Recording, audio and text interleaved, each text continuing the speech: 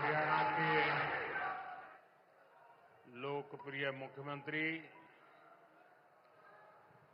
श्रीमान नायब सिंह सैनी जी, केंद्रीय मंत्रिमंडल के मेरे सहयोगी मनोहर लाल जी, राव इंद्रजीत सिंह जी, कृष्णपाल जी, हरियाणा सरकार के मंत्रीगण, सांसद और विधायकगण और मेरे प्यारे भाई और बहनों, हरियाणा के मेरे भाई बहनन मोदी की राम राम।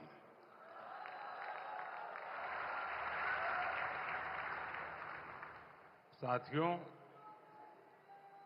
आज मैं उस धरती को प्रणाम करता हूं जहां मां सरस्वती का उद्गम हुआ, जहां मंत्रा देवी विराजती है, जहां पंचमुखी हनुमान जी है, जहां कपाल मोचन साहब का आशीर्वाद है, जहां संस्कृति, श्रद्धा और समर्पण की त्रिवेणी बहती है। आज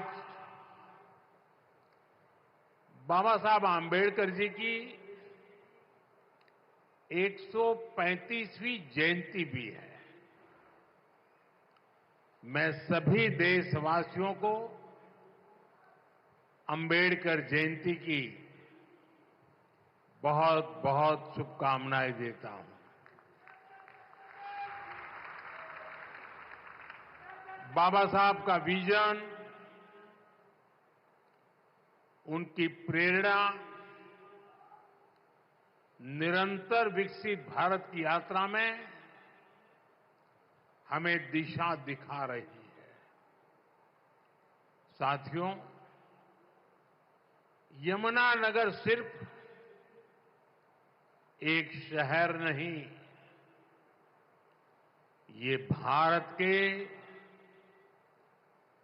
औद्योगिक नक्शे का भी अहम हिस्सा है। प्लाईवुड से लेकर पीतल और स्टील तक ये पूरा क्षेत्र भारत की अर्थव्यवस्था को मजबूती देता है। कपाल मोचन मेला, ऋषि वेदव्यास की तपोभूमि और गुरु गोविंद सिंह जी की एक प्रकार से शस्त्र भूमि। साथियों, ये अपने आप में एक गरिमा बढ़ाने वाली बात है और यमुनानगर के साथ तो जैसे अभी मनोहर लाल जी बता रहे थे, सैनी जी बता रहे थे, मेरी कई पुरानी यादें जुड़ी हुई हैं। जब मैं हरियाणा का प्रभारी था तो पंचकुला से यहां आना जाना लगा रहता था। यहां काफी सारे पुराने कार्यकर्ताओं के साथ मुझे काम करने का अवसर मिला है। ऐसे कर्मठ कार्यकर्ताओं की परंपरा आज भी चल रही है। साथियों, हरियाणा लगातार तीसरी बार डबल इंजन सरकार के विकास की डबल रफ्तार को देख रहा है और अब तो सैनी जी कह रहे हैं ट्रिपल सरकार। विकसित भारत के लिए विकसित हरियाणा, ये हमारा संकल्प है। इस संकल्प की सिद्धि के लिए, हरियाणा के लोगों की सेवा के लिए यहां के युवाओं के सपनों को पूरा करने के लिए हम ज्यादा स्पीड से, ज्यादा बड़े स्केल पर काम करते रहते हैं। आज यहां शुरू हुई विकास परियोजनाएं, ये भी इसी का जीता जागता उदाहरण है। मैं हरियाणा के लोगों को इस विकास परियोजनाओं के लिए बहुत बहुत बधाई देता हूं। साथियों, मुझे गर्व है कि हमारी सरकार बाबा साहब के विचारों को आगे बढ़ाते हुए चल रही है। बाबा साहब आंबेडकर ने उद्योगों के विकास को सामाजिक न्याय का मार्ग बताया था।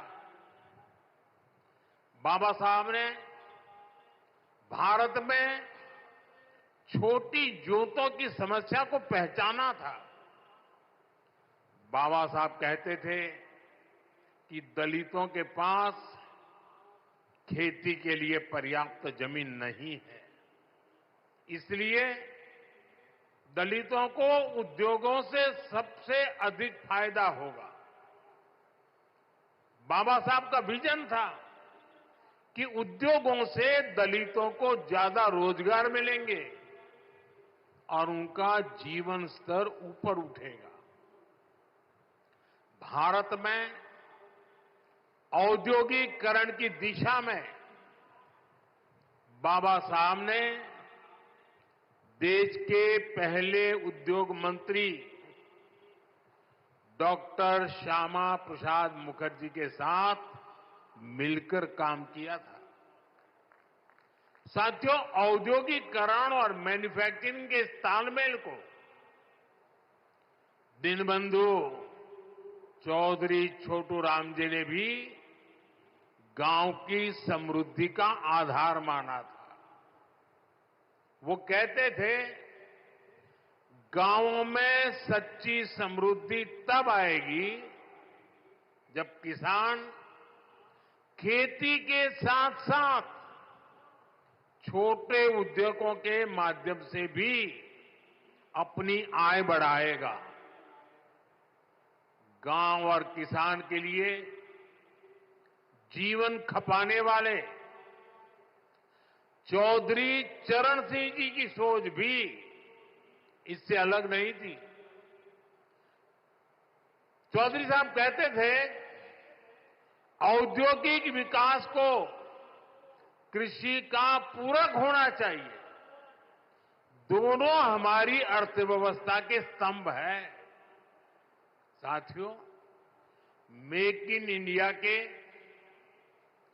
आत्मनिर्भर भारत के मूल में भी यही भावना है, यही विचार है, यही प्रेरणा है। इसलिए हमारी सरकार भारत में मैन्युफैक्चरिंग पर इतना बल दे रही है। इस वर्ष के बजट में हमने मिशन मैन्युफैक्चरिंग की घोषणा की है।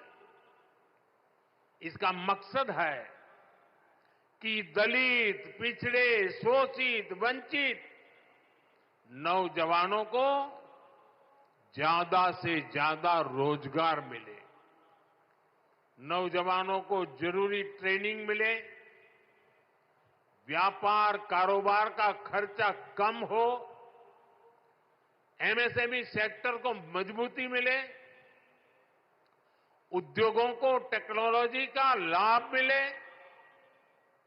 और हमारे उत्पाद दुनिया में सबसे बेहतरीन हो। इन सारे लक्ष्यों को प्राप्त करने के लिए बहुत जरूरी है कि देश में बिजली की कोई कमी न हो। हमें एनर्जी में भी आत्मनिर्भर होना ही होगा। इसलिए आज का ये कार्यक्रम बहुत अहम है। आज Deenbandhu Chaudhary Chhoturam thermal power plant की तीसरी इकाई का काम शुरू हुआ है। इसका फायदा यमुनानगर को होगा, उद्योगों को होगा। भारत में जितना औद्योगिक विकास, जैसे प्लाईवुड बनता है, उसका आधा तो यमुनानगर में होता है। यहां एल्यूमीनियम, कॉपर और पित्तल के बर्तनों की मैन्युफैक्चरिंग बड़े पैमाने पर होती है। यहीं से पेट्रोकेमिकल प्लांट के उपकरण दुनिया के कई देशों में भेजे जाते हैं। बिजली का उत्पादन बढ़ने से इन सभी को फायदा होगा। यहां मिशन मैन्युफैक्चरिंग को मदद मिलेगी।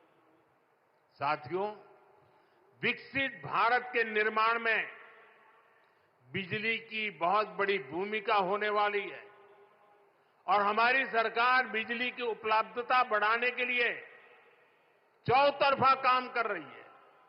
चाहे वन नेशन वन ग्रिड हो, नए कोल पावर प्लांट हो, सोलर एनर्जी हो, न्यूक्लियर सेक्टर का विस्तार हो, हमारा प्रयास है कि देश में बिजली का उत्पादन बढ़े, राष्ट्र निर्माण में बिजली की कमी बाधा न बने।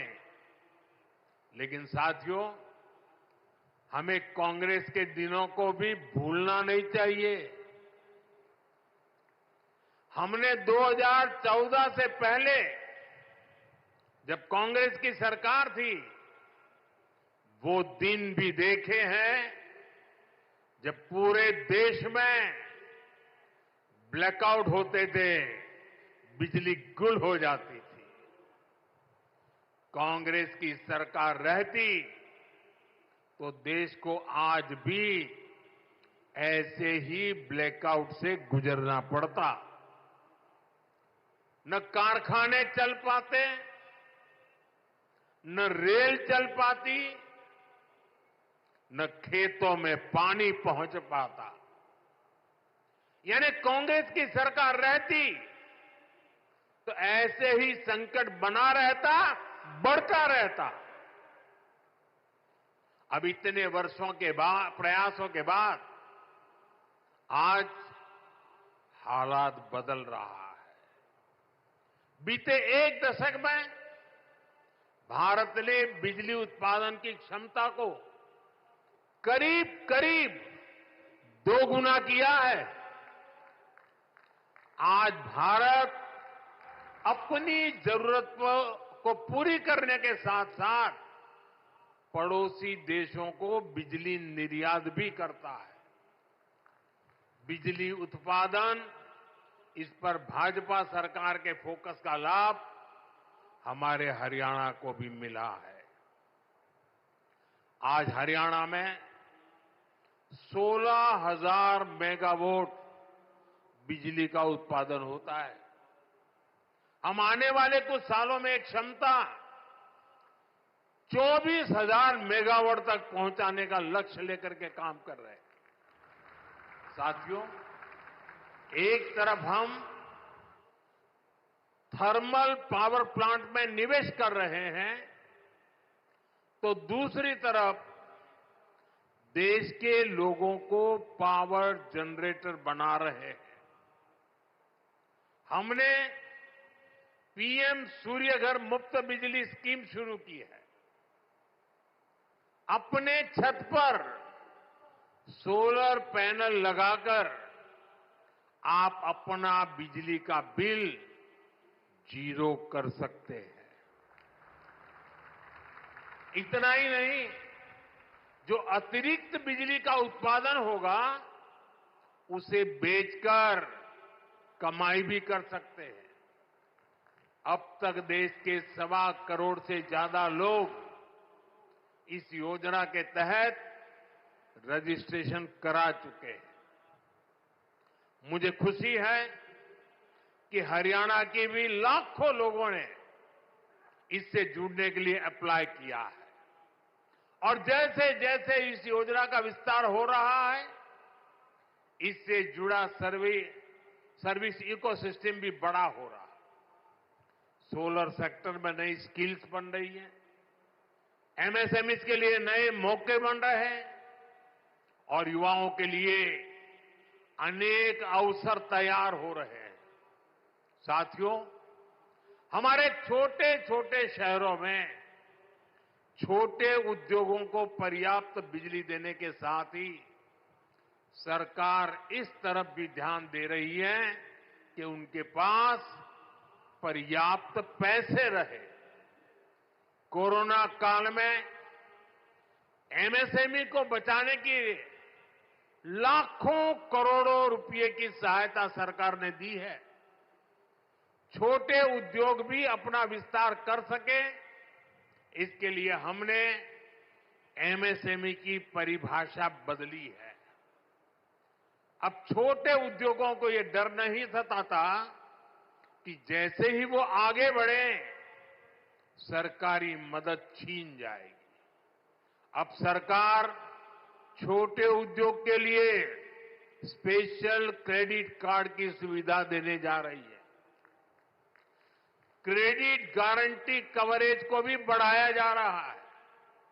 अभी कुछ दिन पहले ही मुद्रा योजना को 10 साल पूरे हुए हैं। आपको जानकर के खुशी भी होगी और सुखद आश्चर्य भी होगा। मुद्रा योजना में पिछले 10 साल में देश के सामान्य लोग जो पहली बार उद्योग के क्षेत्र में आ रहे, कारोबार के क्षेत्र में आ रहे थे, उनको बिना गारंटी 33 लाख करोड़ रुपए, आप कल्पना कीजिए, 33 लाख करोड़ रुपए बिना गारंटी के लोन के रूप में दिए जा चुके हैं। इस योजना के 50% से भी ज्यादा लाभार्थी एससी, एसटी, ओबीसी परिवार के ही साथी हैं। कोशिश यही है कि छोटे उद्योग हमारे नौजवानों के बड़े सपनों को पूरा करें। साथियों, हरियाणा के हमारे किसान भाई बहनों की मेहनत हर भारतीय की थाली में नजर आती है। भाजपा की डबल इंजन की सरकार किसानों के दुख सुख की सबसे बड़ी साथी है। हमारा प्रयास है कि हरियाणा के किसानों का सामर्थ्य बढ़े। हरियाणा की भाजपा सरकार अब राज्य की 24 फसलों को एमएसपी पर खरीदती है।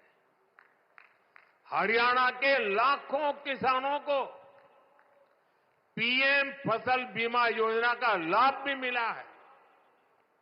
इस योजना के तहत लगभग 9,000 करोड़ रुपए से ज्यादा के क्लेम दिए गए हैं। इसी तरह पीएम किसान सम्मान निधि से 6,500 करोड़ रुपए हरियाणा के किसानों के जेब में गए हैं। साथियों, हरियाणा सरकार ने अंग्रेजों के जमाने से चले आ रहे अभियाना को भी खत्म कर दिया है। अब आपको नहर के पानी पर टैक्स भी नहीं देना पड़ेगा और आबियाने का जो 130 करोड़ रुपए से ज्यादा का बकाया था, वो भी माफ हो गया है। साथियों, डबल इंजन सरकार के प्रयासों से किसानों को, पशुपालकों को आय के नए साधन मिल रहे हैं। गोवर्धन योजना इससे किसानों के कचरे के निपटारे और उससे आय का अवसर मिल रहा है। गोबर से, खेती के अवशेष से, दूसरे जैविक कचरे से बायोगैस बनाई जा रही है। इस वर्ष के बजट में देश भर में 500 गोवर्धन प्लांट बनाने की घोषणा की गई है। आज यमुनानगर ने भी नए गोवर्धन प्लांट की आधारशिला रखी गई है। इससे नगर निगम के भी हर साल 3 करोड़ रुपए बचेंगे। गोवर्धन योजना स्वच्छ भारत अभियान में भी मदद कर रही है। साथियों, हरियाणा की गाड़ी अब विकास के पथ पर दौड़ रही है।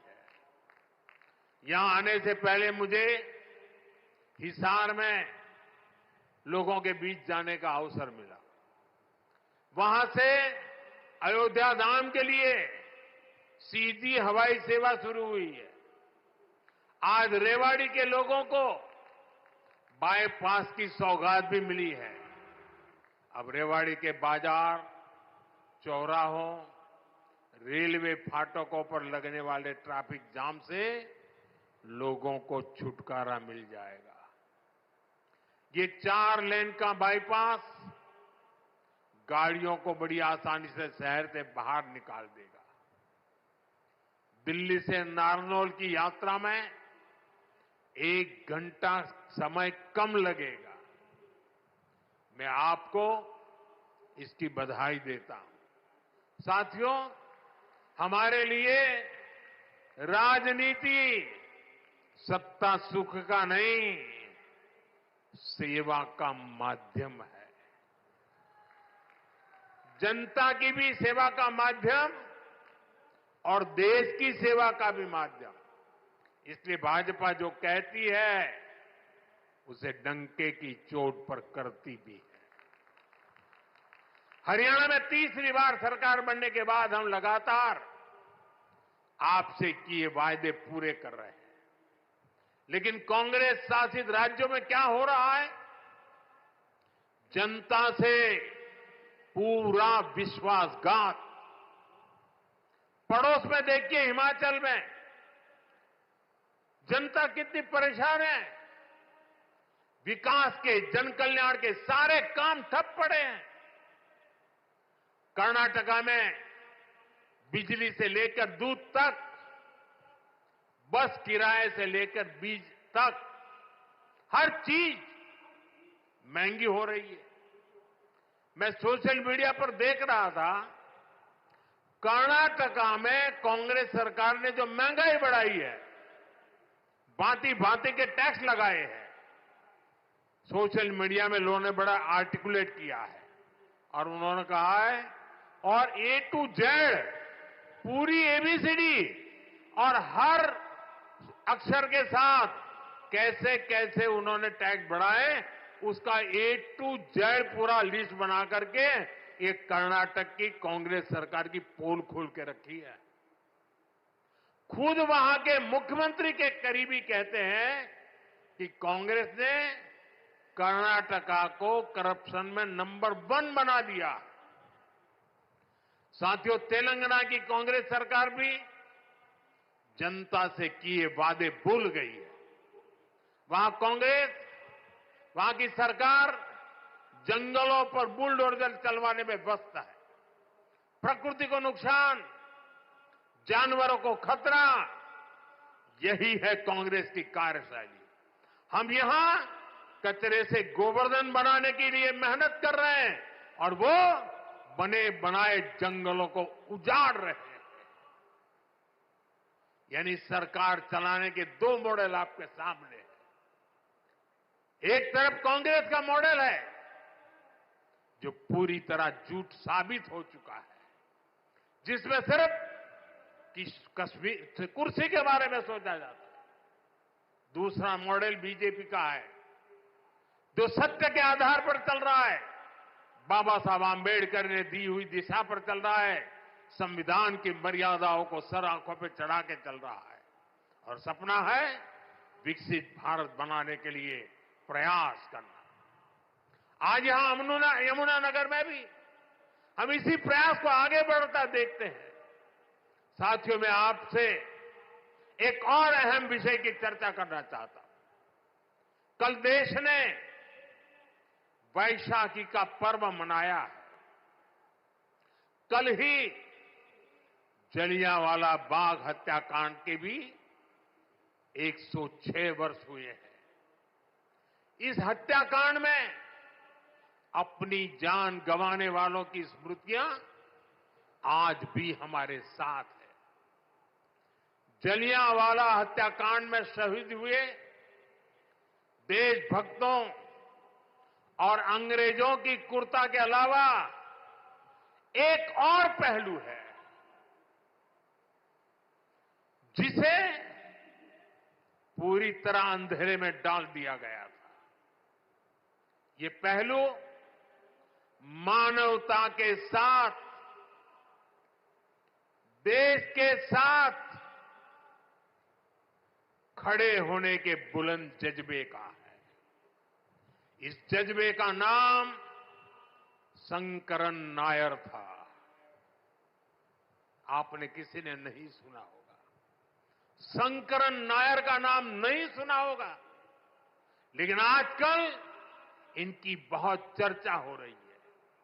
शंकरन नायर जी एक प्रसिद्ध वकील थे और उस जमाने में 100 साल पहले अंग्रेजी सरकार में बहुत बड़े पद पर विराजमान थे। वो सत्ता के साथ रहने का सुख, चैन, मौज सब कुछ कमा सकते थे, लेकिन उन्होंने विदेशी शासन की क्रूरता के विरुद्ध जलियांवाला बाग की घटना से व्यथित होकर मैदान में उतरे। उन्होंने अंग्रेजों के विरुद्ध आवाज उठाई। उन्होंने उस बड़े पद से लात मार करके इसे छोड़ दिया। केरल के थे, घटना पंजाब में घटी थी। उन्होंने जलियांवाला बाग हत्याकांड केस लड़ने का खुद ने फैसला किया। वो अपने दम पर लड़े, अंग्रेजी साम्राज्य को हिला कर रख दिया। जिस अंग्रेजी साम्राज्य का सूरत, जिनका सूरज कभी अस्त नहीं होता था, उसको शंकर नायर जी ने जलियांवाला हत्याकांड के लिए कोर्ट में कटघरे में खड़ा कर दिया। साथियों, ये सिर्फ मानवता के साथ खड़े होने का ही मामला भर नहीं है, ये एक भारत श्रेष्ठ भारत का भी बहुत उत्तम उदाहरण है। कैसे दूर सुदूर दक्षिण में केरल का एक व्यक्ति पंजाब में हुए हत्याकांड के लिए अंग्रेजी सत्ता से टकरा गया। यही स्पिरिट हमारी आजादी की लड़ाई की असली प्रेरणा है। यही प्रेरणा आज भी विकसित भारत की यात्रा में हमारी बहुत बड़ी ताकत है। हमें केरल के शंकरन नायर जी के योगदान के बारे में जरूर जानना चाहिए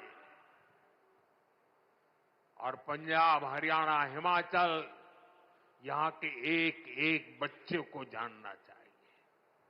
साथियों, गरीब, किसान, नौजवान और नारी शक्ति, इन चारों स्तंभों को सशक्त करने के लिए डबल इंजन सरकार निरंतर काम कर रही है। हम सभी के प्रयासों से हरियाणा जरूर विकसित होगा, मैं अपनी आंखों से देख रहा हूं, हरियाणा फलेगा, फूलेगा, देश का नाम रोशन करेगा। आप सभी को इन अनेक विकास कार्यों के लिए बहुत बहुत शुभकामनाएं।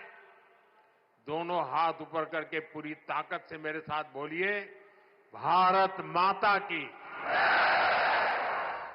भारत माता की, भारत माता की।